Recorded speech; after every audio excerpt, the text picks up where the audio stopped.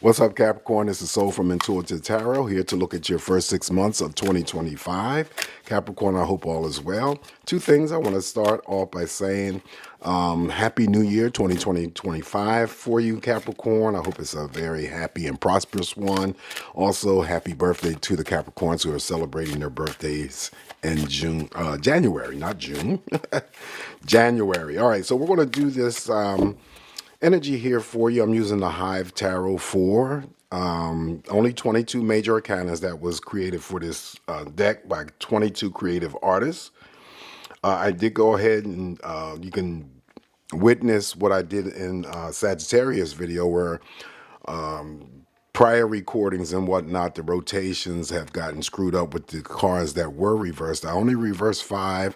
It's still 5 cards that are reversed, but I turned all the cards in the upright position and then shuffled them up, spread them out, and then chose 5 out of the deck to reverse them during Sagittarius video. Okay, so also, I'm going to be throwing a card on each of the cards that are laid down from you, starting with January and then so on down to June. Just one card from the Lenormand deck that was created by Paris de Bono. All right, so it's only 20 cards in this deck. Anyway, let's give it a good shuffle here, Capricorn, to see what's coming up. What is the focus for Capricorn in the first 6 months of 2025? Let's see. Energies for Capricorn. So I'll specifically read out what your focus may be for each month that may take precedence, that may be more important. And I chose to use the major arcanas because they carry a lot of weight. It's more than likely whatever shows up here for you in whatever month, it's some energy that's going to be related to what you may experience. All right, energies for Capricorn. And since it's such a short deck, I'm only cutting once. All right, laying the cards down here for you. Let's begin. So Capricorn, the focus for you in the month of January 2025, we're going to start off with the Hierophant. This is actually pretty good. You're a part of this energy. It represents Taurus. So in the month of January, the focus for some of you is about spirituality, spiritual epiphany, spiritual enlightenment. It could be for some of you teaching and learning when it comes to education or whatever. It could be training on the job, because I always get on the job training here. That could be in the form of a new job that you start, or it could be a promotion, and then you're training for that new position. Be mindful of spiritual epiphanies, any types of synchronicities when it comes to angelic numbers that are repetitively seen. Also, someone could be getting married here in the month of January. All right, so that is your focus for January. All right, spirituality, epiphanies, enlightenment, synchronicities, teaching and learning, training, on-the-job training. Could be also, I don't talk about religion when this card shows up here, but it could be, have anything to do with any Capricorn who is like into religious services or,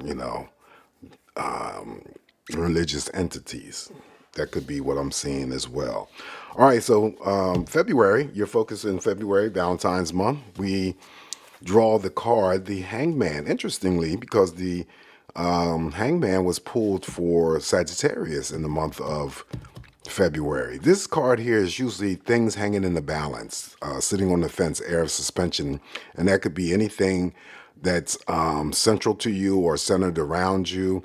But also the most important thing here is when this card shows up here, when it comes to any actions or decisions, when I do the regular readings here, I always, advise you guys not to rush through anything before you act, because you may end up having to deal with some, form of regrets or types of regrets. So simply put, I think the focus for some of you is not to make, is to make sure that you are taking your time when it comes to any movements or any decisions regarding anything. Okay, so that is the Hangman.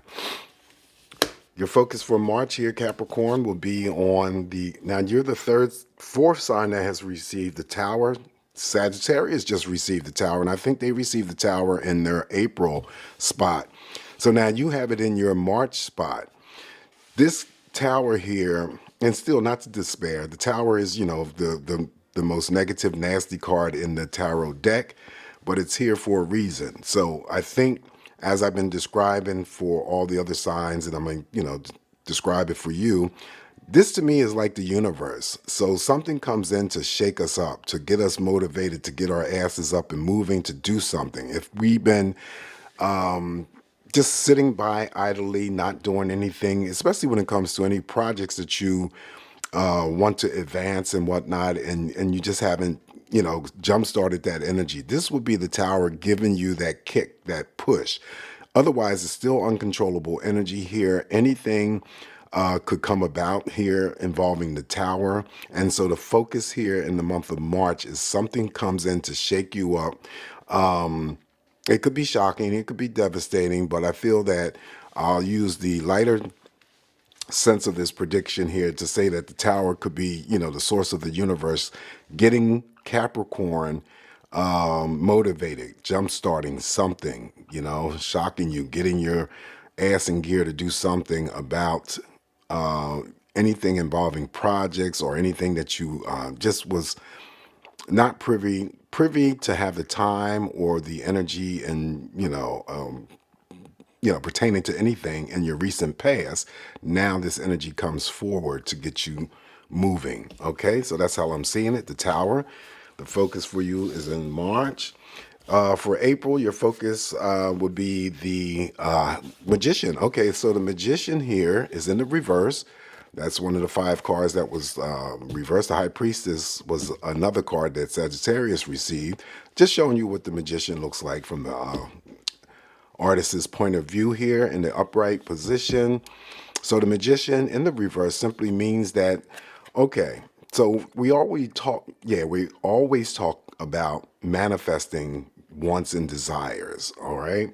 Now, this could go either way. This could be in the reverse position for Capricorn, that whatever it is that you wanted or you desired, it comes to you, okay? That's a conclusion of that energy for some of you. Then it's like you are really, beginning to trust yourself when it comes to other people. That was the positive side. The negative side is you really are becoming to trust yourself when it comes to other people in your life, especially strangers, especially relatives, especially, romantic partners, friends.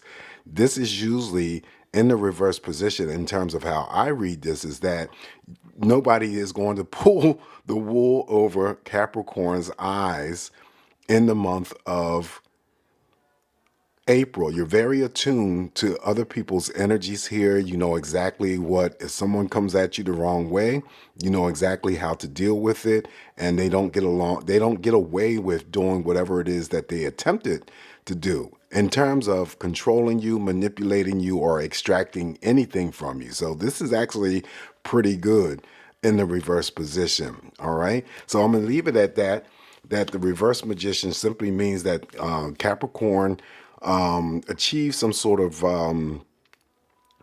thing, something that you manifested in prior. And, if you come to my readings and dealt with my readings, and if the Magician ever showed up for you, I always talk about in the upright position, throwing those prayers, those mantras, those affirmations out there, keeping the faith and having patience. So this here in the reverse position says that you either have acquired that faith and that patience, and now whatever it is that you wanted in terms of manifesting or your desires comes to you possibly in the month of April. Okay, so be on the lookout for that.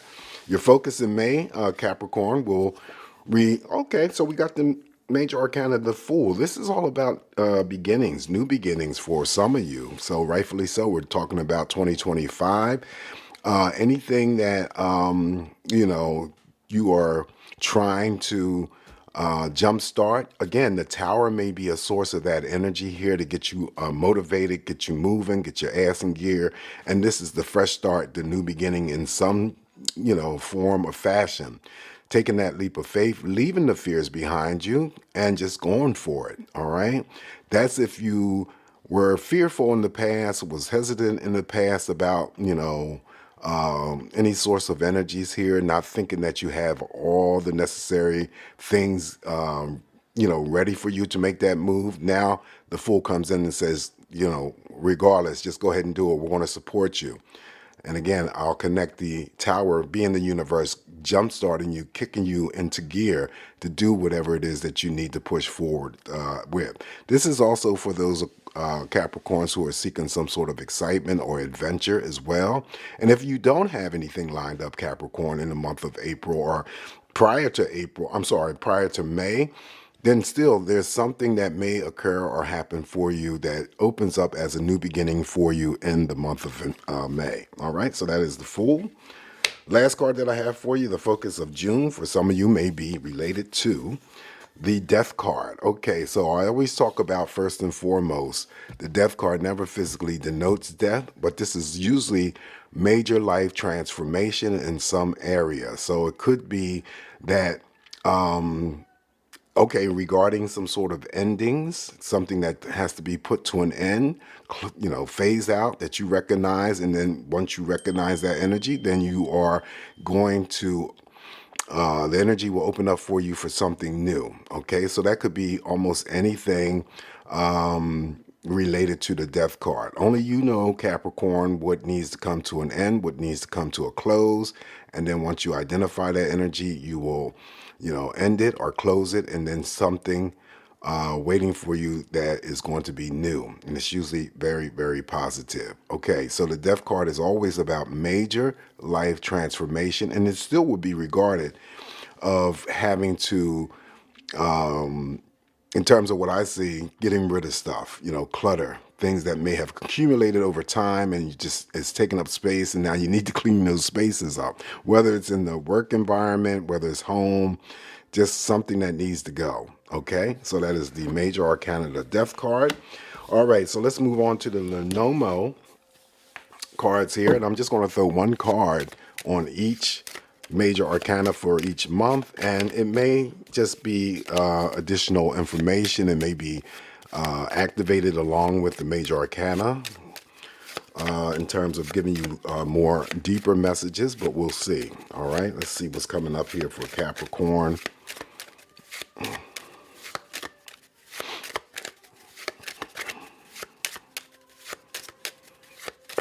All right, good enough here. So January, we're going to start off with the very first card here for you, Capricorn.